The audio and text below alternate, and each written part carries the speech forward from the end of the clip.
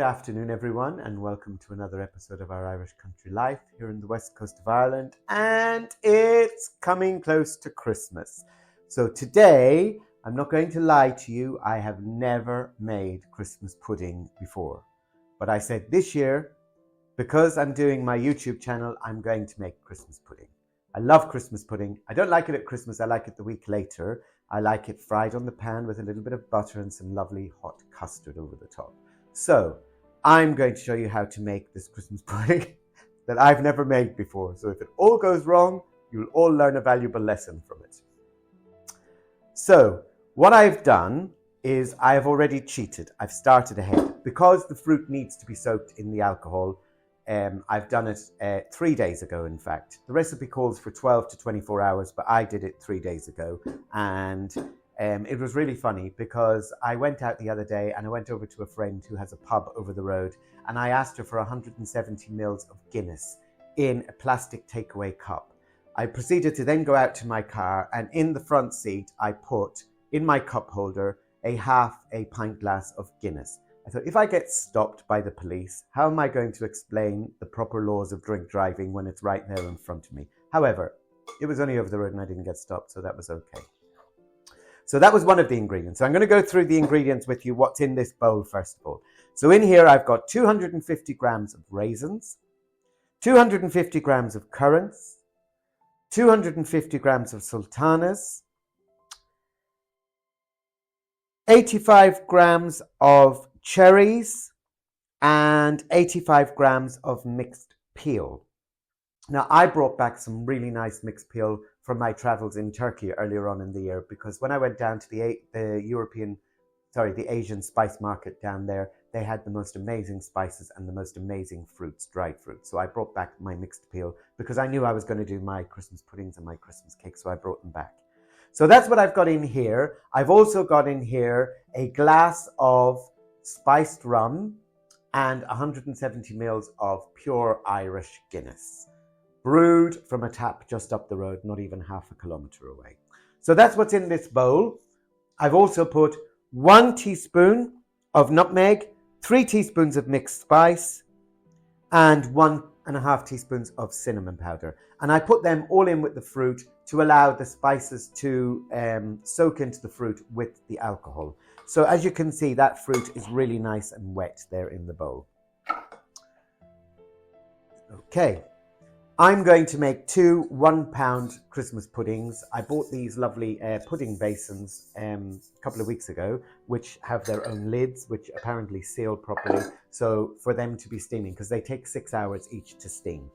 So, the rest of the ingredients are, we have 5 large free-range eggs, compliments of my friend up the road who has her own chickens.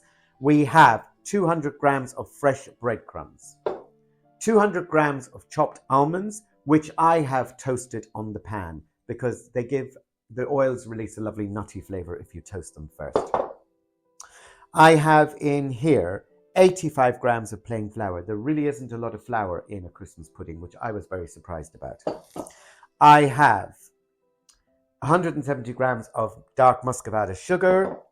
I have 170 grams of ground almonds. I have some treacle. The recipe doesn't call for treacle, but I'm going to put a couple of tablespoons of treacle because I want it to be quite dark. I like my pudding to be dark. And finally, I have got some lard. Now, the recipe calls for, 170 grams of suet. And there is a lot of debate on the internet about vegetable suet or tourist suet. I actually bought the lard from the supermarket and I've grated it. And they reckon that it's better for a Christmas pudding. So here goes. We've never had it before. If it tastes terrible, I'm not going to tell you after Christmas. No, I will. I'm sure it'll be absolutely fine. And the reason they use the lard is because it slowly releases the oil in the fruit to do the cooking. And it can get to quite a high temperature, but that doesn't really matter because we're steaming them. Okay. So now I'm going to assemble all these ingredients together, and I think this recipe is literally just mixing everything together in one bowl. Now I've just realized that I've got a lot of ingredients still to go into this bowl, so it's not all going to fit. So I'm going to transfer the fruit from this bowl into this bowl. It's slightly bigger and it's going to give me a little bit more room. Now, Also in here, I've added the juice and rind of each 1 lemon and 1 orange. And again, I did that the other day when I was putting the fruit with the alcohol and the spices in the bowl. It smells absolutely amazing. Now I think the first thing I'm going to put in here is I'm going to put in the lard. And I'm going to put that in with the fruit. And then give that a stir.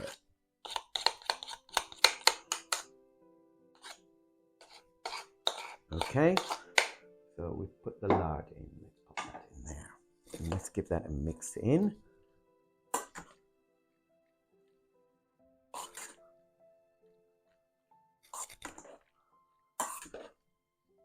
And it smells amazing.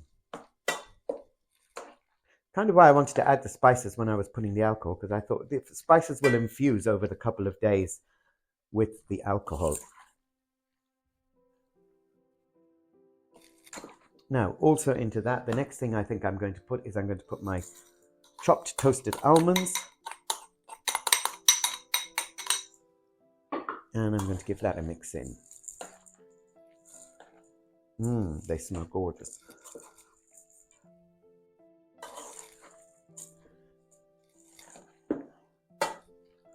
Next into that, I'm going to put my ground almonds in. I was reading the other day that traditionally they do this on a certain day, which they call Mix It Up Sunday. So it must have been a Sunday in November, I think. So I'm a little bit late making my Christmas puddings, but better late than never. I had to wait, you see, for Chris to come and do the filming for me, because it probably wouldn't have turned out very nice if I was doing it on my own. Okay, then next go in here, I will pop in the brown sugar. And then I think once that's in, I think it's time for me to start adding eggs, because it's starting to get heavy, the mix. So I need to just make sure.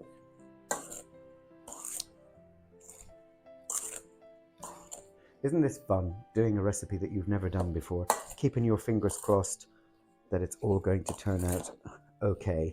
Because actually there's quite a few ingredients in here, and there's a lot of alcohol in here, so it'd be a bit of a waste if it didn't turn out right. Now, okay, let's start getting our eggs in there. So we want 5 large free-range eggs. And we can just add them all in together.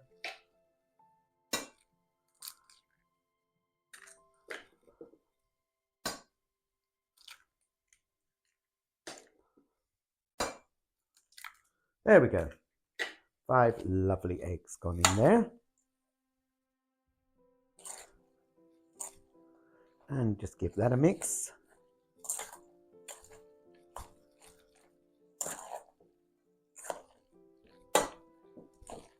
Scooter is snoring away there. Not a care in the world.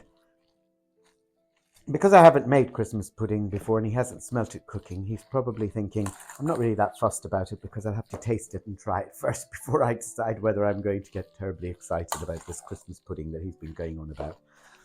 Okay, then in here we'll add our breadcrumbs, so our 200 grams of breadcrumbs. So I really am delighted that I changed the size of the bowl, because I would have been terribly unstuck in that smaller bowl. What I've also done is I've also buttered the 2 pudding basins. They are non-stick, but just in case, I thought can't do any harm to add a little bit of extra butter to a recipe, surely. Now I have a little confession to make, which I'll make once I've got this in those pudding basins. So stay tuned to hear my confession. Okay, so we've now got, so now you can see after adding those fresh breadcrumbs in there, the mix to me looks very light in colour. So I know it will darken as it cooks because I have read that. So what I'm going to do is now I'm going to add my 2 tablespoons of my treacle.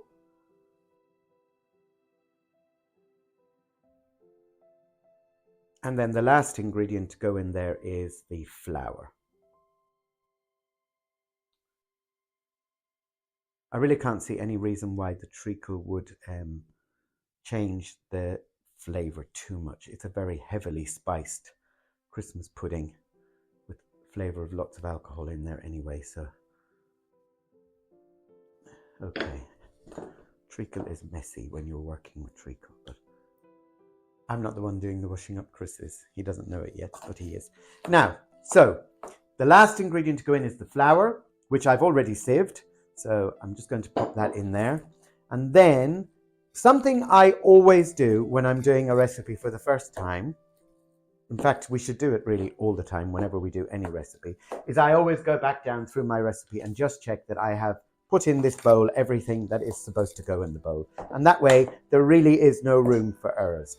So I've got my raisins, currants, sultanas, my sugar, my brandy, my Guinness, my ground almonds, my chopped almonds, my breadcrumbs, my plain flour, my suet, cinnamon, nutmeg, mixed spice, chopped cherries, mixed peel, 5 large free-range eggs, and zest and rind of 1 orange and 1 lemon. Excellent.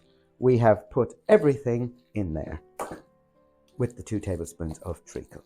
Okay, that's all combined.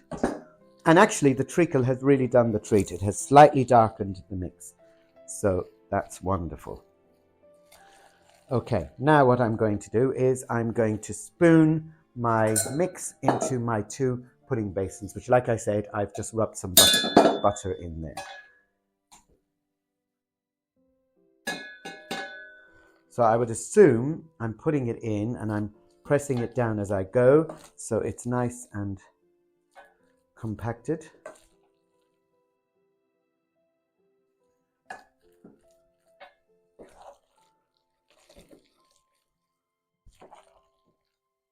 And I've just spotted a little bit of dry flour, but that's okay because I would imagine that what the suet will do now is it will release the oil and it will bring all of those lovely flavors together. Okay, so now we've put all the mixture into our pudding basins and I'm literally just smoothing it out on the top and just compressing them in so that they fill and there's no air gaps in the mix. Okay, and now I'm going to pop my lids on, which they are supposed to screw nice and tight. Okay, so lids are on. Okay, and then just to be sure, I'm just going to put a couple of pieces of foil, one over the top of each one, and just round the lid, just like this. Okay, because like I said, I've never made this before, and I've not used these pudding basins before, so let's just do that, just to be sure. It can do no harm. Okay, that's 1, and that's 2. Now, these are going to go into a saucepan, half filled with water, halfway up the pudding basin. Okay, and they're more or less going to be left for 6 hours just to simmer. Once the water comes to a boil, we'll pop the puddings in and then turn the gas down, and they'll be left just on a very, very low simmer with the lid on the top of the saucepan to allow them to steam. I will check them every hour and top up the water to bring the water back up to halfway up the pudding basin. That, my friends, is Christmas pudding. We shall see how they turn out. Well, I am absolutely super excited, and I know I can hear you all out there saying, Nikolai, we had every faith in you that your Christmas pudding was going to be good. But it did. It actually turned out really, really well.